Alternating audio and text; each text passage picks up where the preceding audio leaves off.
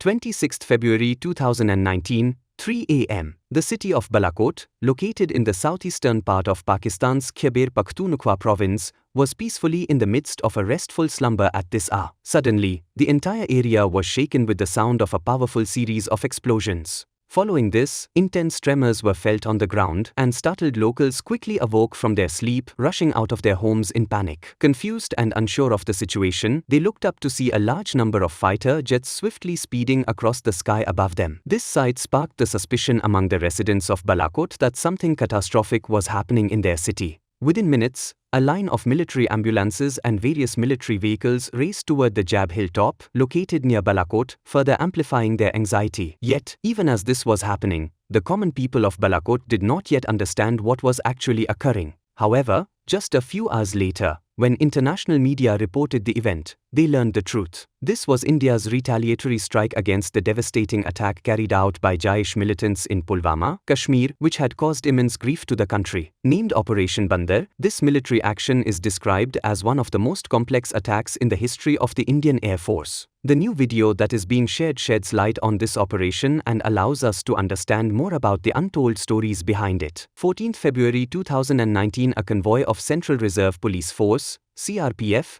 personnel, traveling from the Jammu Tansiset camp to the Srinagar base camp for redeployment, was struck by a massive suicide bombing attack in Pulwama, a region situated along the route, which was carried out by Jaish-e-Mohammed, a terrorist organization based in Pakistan, India, and caused deep grief and anger across the nation. At least 40 brave CRPF Jawans lost their lives in this tragic incident, which was reported as one of the deadliest attacks against the Indian military in the history of independent India. The attack took place on the Jammu-Srinagar National Highway, where the convoy of nearly 2,500 soldiers traveling in at least 45 buses was struck by a minivan laden with heavy explosives, including RDX. This attack was carried out by Adil Ahmed Dar, a member of the terrorist group, and the nation was shaken to its core by the sheer scale and audacity of the strike. National and international media reported the attack as one of the largest terrorist attacks on Indian soldiers, further escalating the tension with Pakistan. This attack led to a national outcry, demanding severe retribution against Pakistan and its backing of terrorist organizations like Jaish-e-Mohammed. The outrage spread throughout the country, and a clarion call for immediate action against the perpetrators rose from every corner of India. The government was under immense pressure, with the Prime Minister's previous promises of avenging such attacks and ensuring retaliation against anti-India forces. Military experts, citing previous instances, strongly advocated for a powerful response to send a clear message to those who challenge India's sovereignty. The day after the Pulwama attack, 15th February 2019, saw a critical meeting of the Cabinet Security Committee under the leadership of Prime Minister Narendra Modi at his residence at 7 Lok Kalyan Marg. The meeting was attended by key cabinet ministers, the National Security Advisor, NSA, Ajit Kumar Doval, the heads of the Army, Navy, Air Force, paramilitary forces, and senior officials from the Intelligence Bureau, IB, the Research and Analysis Wing, RAW, and the Coast Guard. During this meeting, there was a unanimous declaration to hunt down and eliminate the terrorist responsible for the attack, wherever he might be, and to ensure that the full force of India's military power would be used to strike at the heart of Pakistan-based terrorist organizations. In light of the gravity of the situation, the Prime Minister instructed NSA Ajit Doval to prepare swift counteraction plans to retaliate against Pakistan and its support for terrorism. This instruction marked the beginning of a high-level discussion regarding India's response to the attack. Within minutes of the meeting's conclusion, NSA Doval commenced confidential discussions with the military and intelligence heads in his office at South Block. General Bipin Rawat, then the Chief of Army Staff, assured that the army was ready to conduct a surgical strike on terrorist camps across the border in Pakistan and Pakistan-occupied Kashmir, POK. Air Chief Marshal B.S. Dhano, the Air Force Chief, affirmed that they were prepared for precise airstrikes if necessary, while Admiral Sunil Lamba, the Chief of Naval Staff, assured that the Navy was also on standby to provide any required support. The key question at hand was determining the exact locations of the terrorist camps and how best to neutralize them. Based on the intelligence gathered, it was decided that the retaliation must be executed at the earliest, and every available military asset should be prepared for action. In the ensuing days, the National Technical Research Organization, NTRO, India's top technical intelligence agency, deployed its cutting-edge satellite fleet to monitor Pakistan's territory. These 9 satellites were capable of providing real-time surveillance across all of Pakistan, including the areas bordering India. The satellite control centers in various parts of India received continuous intelligence inputs, allowing them to track hostile movements and locations in Pakistan. Simultaneously, India's Foreign Intelligence Agency RAW began intercepting communications and movements within Pakistan, providing detailed information on Jaish-e-Mohammed's activities. NTRO's unmanned aerial vehicles, UAVs, mapped out the terrorist camps located in key areas, including Balakot, Muzaffarabad, Chakoti, and other regions in POK and Pakistan's Punjab province. Days later, RAW's signal intelligence planes discovered hundreds of active mobile signals coming from a large building in Balakot, a region suspected of harboring terrorist activity. RAW agents confirmed that the building was a major terrorist training center and that a significant number of Jaish-e-Mohammed operatives were present there, preparing for further attacks on Indian soil. This intelligence was swiftly passed on to NSA DOVAL, and the decision was made to take decisive action. As the intelligence inputs were being processed, DOVAL, accompanied by the 3 chiefs of the Indian Armed Forces and senior intelligence officers, met Prime Minister Narendra Modi again at his residence on 7 Lok Kalyan Marg. The high-level meeting focused on finalizing the strategy and operational details for the retaliation. The intelligence-gathering efforts did not stop there. RAW continued to enhance its surveillance, and satellite intelligence from the NTRO provided crucial updates on the movement of terrorist groups in real time. The comprehensive intelligence reports compiled by RAW and NTRO painted a clear picture of the threats posed by these terrorist groups and their ongoing operations against India. With this precise and actionable intelligence, India was now in a position to launch a targeted military operation against the terrorist infrastructure in Pakistan and POK. The response was swift, well-coordinated, and decisive, demonstrating India's resolve to protect its sovereignty and the lives of its brave soldiers. The combination of satellite intelligence, human intelligence, and technical surveillance gave India an edge in neutralizing the threat, which was promptly communicated to the military and intelligence heads for immediate execution. The stage was set for the retaliation that would follow in the coming days, marking a critical moment in India's fight against cross-border terrorism and its determination to stand firm in the face of such challenges. According to the available intelligence information, the terrorist camps run by the Jaish-e-Mohammed organization on Pakistani soil are not only large but also exceedingly dangerous, with operations specifically targeting India. This crucial piece of information was delivered to the Prime Minister during the briefing from the National Security Advisor.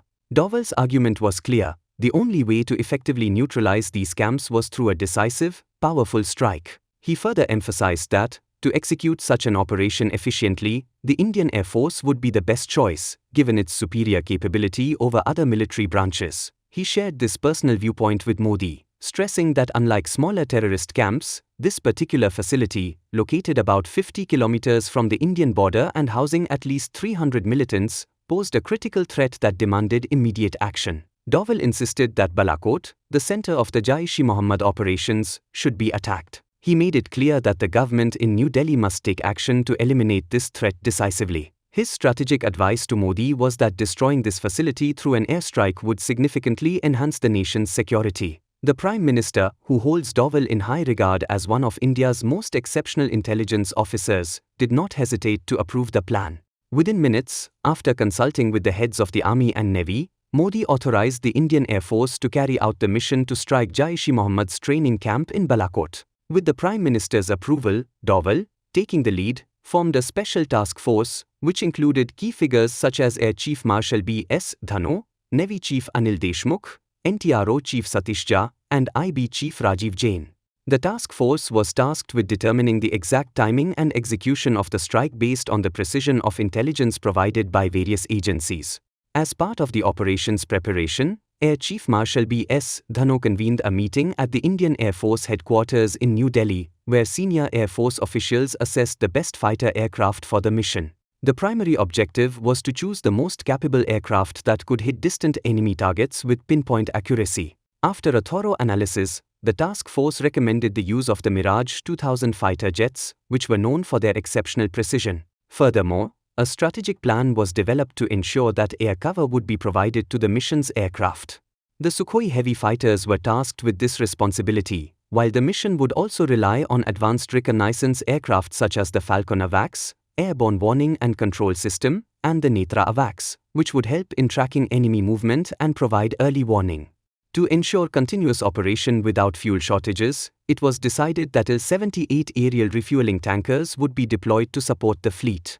Given the nature of the target, the Jaish-e-Mohammed camp in Balakot was a large building complex, which led to the decision to use heavy glide bombs, specifically the Israeli-made Spice 2000 bombs, to ensure maximum destruction of the facility. Furthermore, as the mission aircraft would have to cross the Pakistani border, precautions were taken to prevent any enemy aircraft from threatening the operation. To address this, Sukhoi Su-30 fighter jets were equipped with KS-172 Novator anti-aircraft missiles, which could effectively neutralize any air threats. The final preparations for the mission included detailed assessments and analyses of several covert operations. Following continuous discussions, the team decided that the airstrike on Balakot would take place on the night of 26 February 2019, under the covert code name Operation Bandar. The operation was meticulously planned to ensure precision and efficiency. On 26 February, exactly at 1:15 am, 20 Mirage 2000 fighter jets of the Indian Air Force, equipped with heavy weaponry, took off from Gwalior Air Base in Madhya Pradesh. These jets targeted Bareilly, Uttar Pradesh, and began their ascent one after another, heading toward their objective. 6 of these aircraft carried a substantial load of Spice 2000 glide bombs, each weighing around 900 kilograms. Within a matter of minutes, these Mirage jets arrived over Bareilly's airspace. These aircraft were followed by 2 Il-78 aerial refueling tankers from the No. 78 Squadron, based in Agra. These tankers provided refueling support to the Mirage jets as they continued on their journey. After refueling half of the fleet, the tankers turned back toward Delhi's airspace, completing their part of the mission. At the same time, a Bereave AWACS Falcon aircraft and another Netra AWACS aircraft from the No. 50 Squadron took off from their respective bases in Agra and Bhatinda. These AWACS aircraft were integral to ensuring that the mission's aircraft were free from any threat from enemy forces, and they helped establish a secure air corridor. By 2 am, the Indian Air Force fleet reached the vicinity of the India-Pakistan international border in Punjab, where the next phase of the operation was set to unfold. The aircraft were about 10 kilometers apart from each other, and all air movements of Pakistani fighter jets across the border were being meticulously tracked by these two AWACS, which constantly relayed information about their radar signals and the positions of air defense batteries. This was communicated to the Mirage jets and their escorts through special communication channels, keeping everything in check without any interruption. At around 2:20 am, 6 Sukhoi 30 heavy fighters from Halwara Air Base in Punjab and Sirsa Air Base in Haryana were deployed into the sky to provide air cover for the attacking Mirages.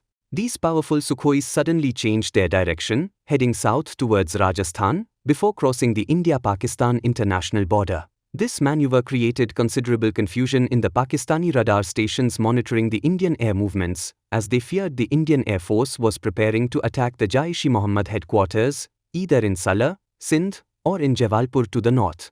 Consequently, Pakistan's entire fleet of F-16 fighter jets, which were conducting combat air patrols over Punjab's airspace, was put on high alert by the Pakistan Air Force. As a result, Pakistani aircraft rushed towards Bahawalpur and Salar to intercept the incoming Indian planes. However, the Pakistani Air Force was unaware that this was actually a well-executed trap. All Sukhoi 30 jets that were flying at the international border suddenly changed course, flying parallel to the border towards their home base, Halwara. When the Indian AWACS aircraft realized that the target was the Sukhoi 30 fighters, which were now flying over the Rajasthan border near Sargodha, they immediately redirected the Mirages to commence their strike mission on Balakot at exactly 2:45 am. The AWACS aircraft acted as a command and control center for the Indian strike group, processing real-time data received from satellites. This information was being continuously monitored and controlled by the Western Command headquarters of the Indian Air Force.